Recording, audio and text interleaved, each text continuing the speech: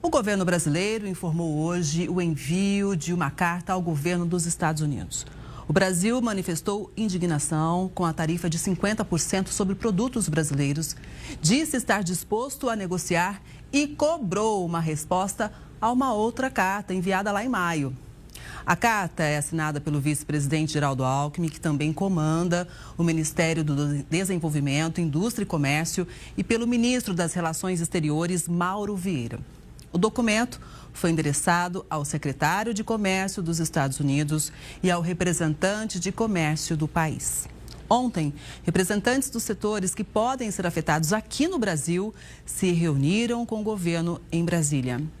Quem chega para fazer uma análise é o economista Ricardo Buzo. Ricardo, dias intensos, todo mundo em alerta em relação à nossa economia e também sobre o andamento disso tudo, né? Seja sempre muito bem-vindo. Boa tarde, Kelly. Sempre um prazer estar aqui. Dias intensos mesmo, né? A insegurança é exatamente o que os produtores, que já têm que driblar tanto risco, né? É tudo que eles não precisam, né? Vamos imaginar, por exemplo, o agro que é perecível diante de uma insegurança dessa, então curto prazo, espaço de tempo, né? Isso realmente é muito prejudicial aos negócios. Pois é, agora sobre a reunião de ontem, Ricardo, quando a gente vê então o governo reunindo representantes de vários setores, né? Indústria pela manhã, à tarde mais representantes do agro, né? Qual que é a importância disso tudo, né? Dessa união para realmente criar estratégias nesse momento tão delicado? O intuito é realmente ter estratégias, né, para agir com a maior assertividade possível entre as divulgações, né, que nós temos a conhecimento. O que mais veio a público é a ideia de não pedir prorrogação nesse primeiro momento, nesse instante aqui. A ideia, eu acredito que seja bem interessante, porque numa negociação internacional, Kelly, você pedir prorrogação sobre um fato tão estranho desse, dá a entender que o fato você acredita na justificativa, só o prazo que é exíguo. E, na verdade, o questionamento é sobre a arbitrariedade. Então, tem que agir nesse ponto. Acredito que o governo tem aí uma estratégia interessante, porque um caminho seria a prorrogação, que tem esses prejuízos. O outro caminho seria a retaliação, que realmente parece não ser produtivo, até porque é uma diferença de poder muito grande, né? Enquanto, apesar da balança ser razoavelmente equilibrada, a balança comercial, enquanto o Brasil manda 12% de suas exportações para os Estados Unidos o que eles mandam para o Brasil representa só 1,3%. Então, Trump tem um poder muito grande de esticar essa corda sem sentir tantos os efeitos quanto nós sentiríamos. Não é a melhor escolha. Agora, o que o Brasil está fazendo?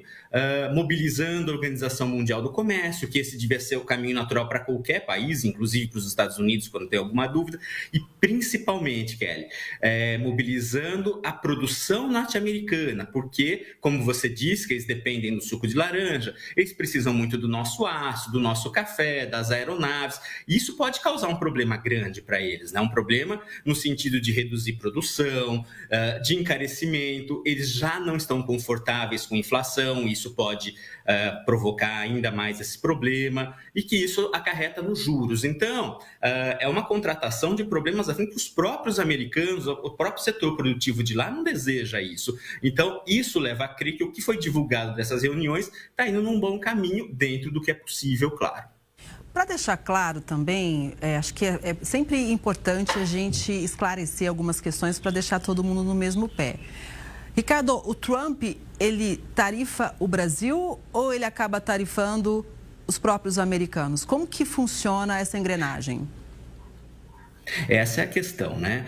Ele gosta de transparecer, ele gosta que sintam que ele tem esse poder de tarifar uma nação soberana, mas isso não acontece. Na prática, ele tarifa os americanos, empresas ou cidadãos que compram os produtos brasileiros. Então, quem vai pagar mais imposto são os americanos, quem pode enfrentar a falta de produtos são os próprios americanos. É um problema para o próprio país. E como que isso nos prejudica? Porque o que os americanos vão comprar de nós vai ficar mais caro, e nesse ponto de 50%, provavelmente eles não vão conseguir comprar e vão buscar outros países que forneçam. Eles não compram de outros países agora porque o Brasil é uma opção mais vantajosa, provavelmente mais barato para eles e que atenda o que precisa. Então, de qualquer forma, vai encarecer e vai criar um problema lá.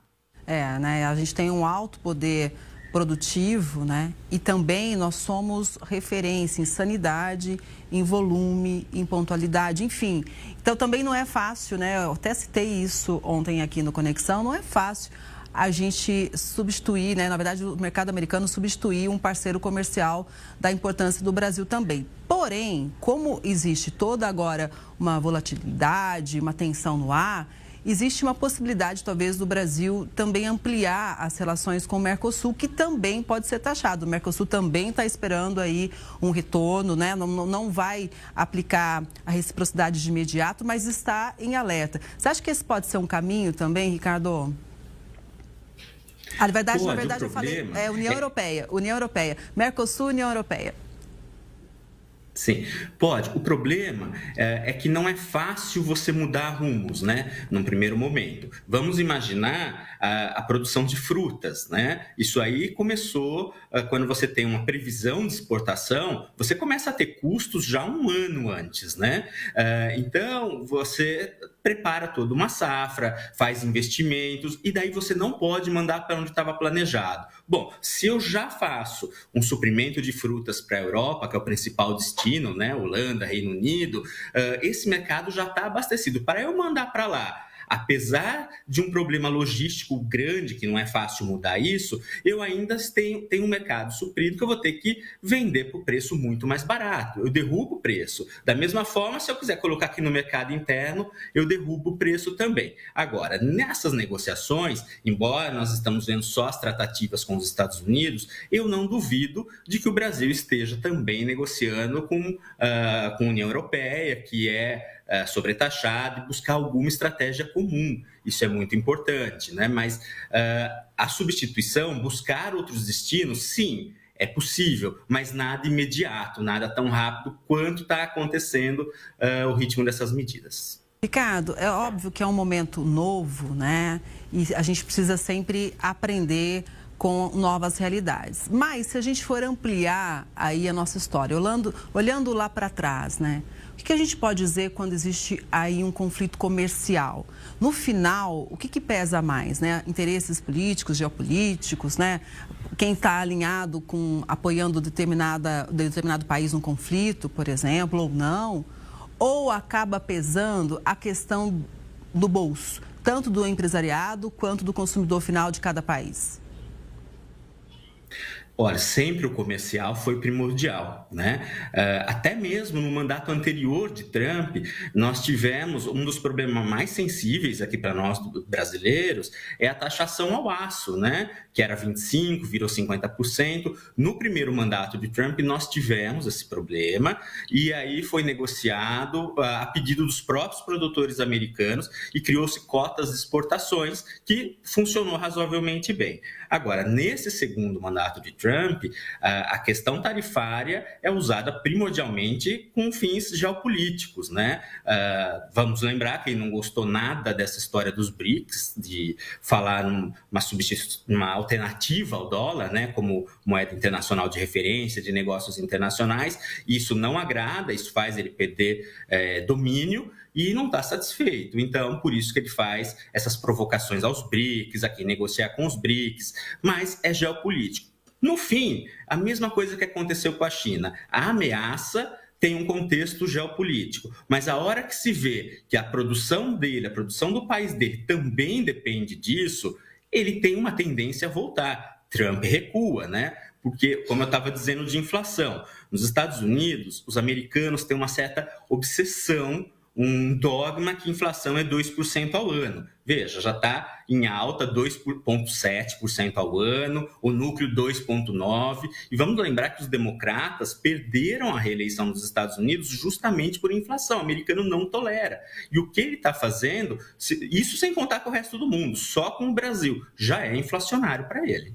Pois é, vamos torcer então para que todos entrem num consenso, né, e façam um acordo E sabemos lá qual que é a pressão também que acontece neste momento por parte dos empresários norte-americanos, que se veem numa situação também delicada. Bom, muito obrigada pela análise. A gente vai continuar conversando sobre isso, com certeza, aqui no Conexão. Até a próxima, Ricardo.